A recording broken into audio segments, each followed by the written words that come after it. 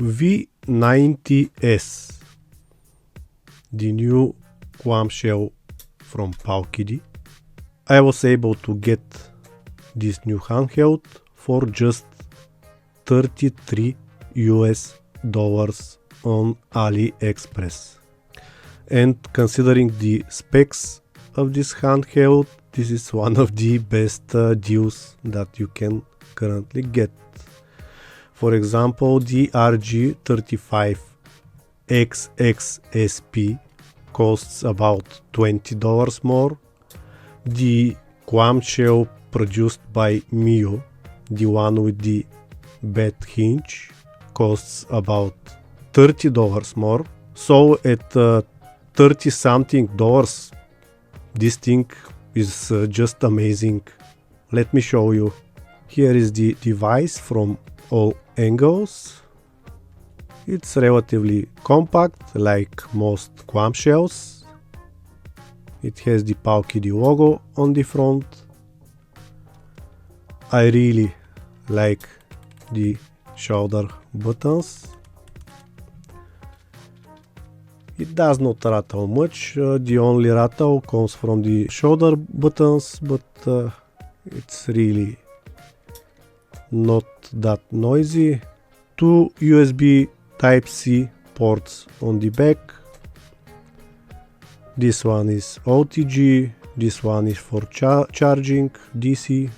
This handheld comes with a lithium polymer 3000 mAh battery. There is a typo.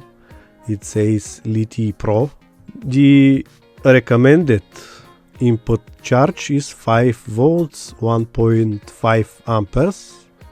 I honestly use a little bit higher voltage, 2 amps, and I haven't had any problems with any of the other handhelds that I have.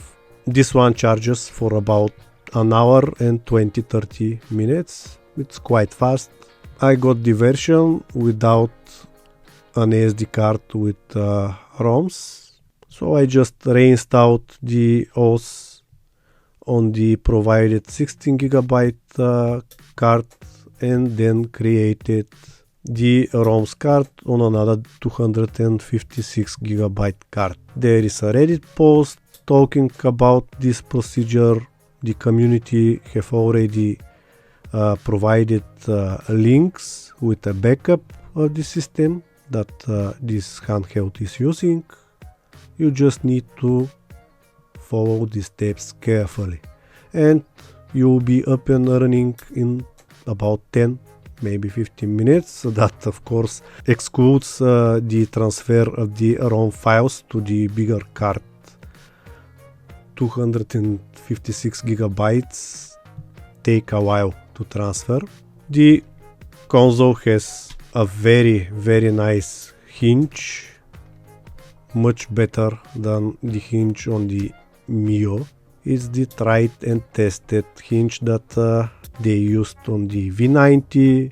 The hinge is the same design that was used on the original Nintendo products. The BAXY face buttons are not very clicky, very comfortable to use. The start and select buttons are clicky, but not super noisy.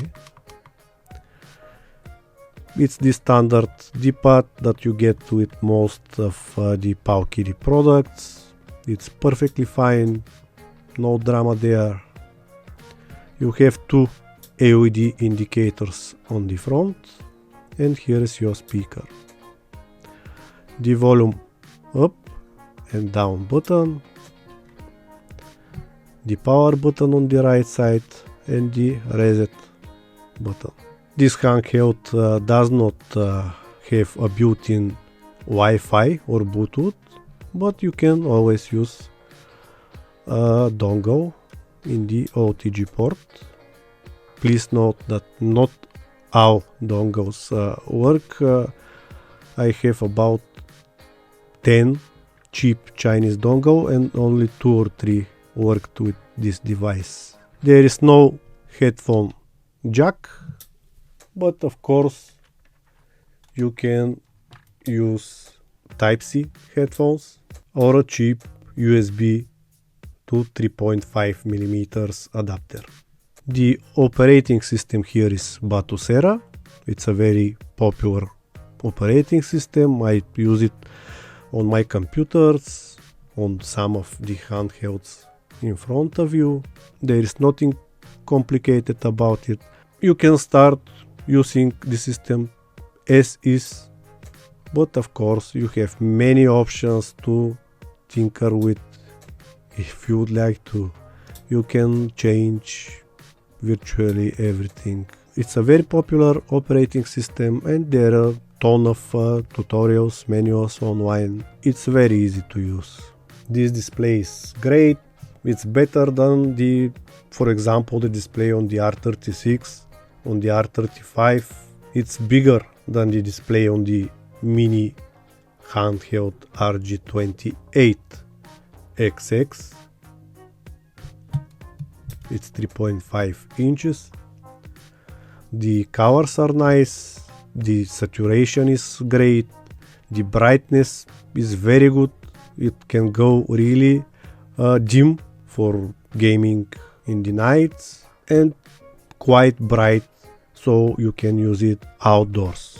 Performance, it's better than the RK3326 based devices like the R35, R36. It's a bit better than the XX devices by Ambernic. Here is an example with Nintendo DS.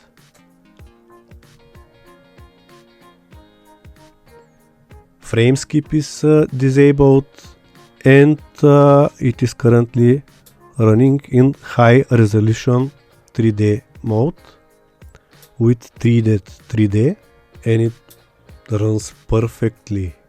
Most of the handhelds in front of me struggle with DS emulation, but not this one. And as you can see, the screen is gorgeous. It's a beautiful screen. And once again, this costs only $33. You can get it even cheaper with the right codes on AliExpress. The normal price is a bit higher, a little bit over 40, but there are almost constantly some kind of promotions on AliExpress. Just wait for the right one and you will be able to get this very, very cheaply. NES, SNES, Game Boy Color, Game Boy Advance, PlayStation 1, all of these systems run without any issues. Of course, systems like Nintendo 64 and Dreamcast will be better suited for a device that has analog sticks. This is just not the perfect device for these systems. It runs them, but it's just not a great user experience. The battery life is about 3 hours when playing something like Nintendo DS and about 4 to 5 hours with the less demanding system like Game Boy Advance. This is a very, very good handheld at a very reasonable price and it will only get better. There is currently an alpha version of Knully, the Knully operating system, which is also based on Batocera, but it is more polished with more features. It is currently in development, but I expect in a couple of months we will have even better firmware for this device. But even as is currently with the stock operating system, I highly recommend this one. It's just a great little handheld. Thank you for watching. I hope this video helps. Bye.